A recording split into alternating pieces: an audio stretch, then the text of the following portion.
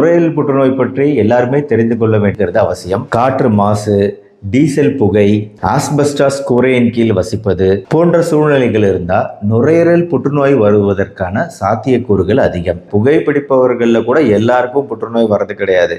புகைப்பிடிக்கிறவங்களுக்கு அருகில் இருக்கிறாங்க ஒருத்தர் அப்படின்னா அந்த காற்றை அவங்களும் சுவாசிக்கும் போது புகைப்பிடிப்பவர்களுக்கு எந்த அளவுக்கு ரிஸ்க் இருக்கோ அதே அளவுக்கு இல்லை கொஞ்சம் குறைவா சாத்தியக்கூறுகள் இவங்களுக்கு அதிகமாகுது. ஆரம்ப கட்டத்தில் இதை கண்டறிஞ்சிட்டோம் அப்படின்னா இதற்குரிய மருத்துவம் கொடுத்து ஓரளவு சீக்கிரம் குணப்படுத்திட முடியும்.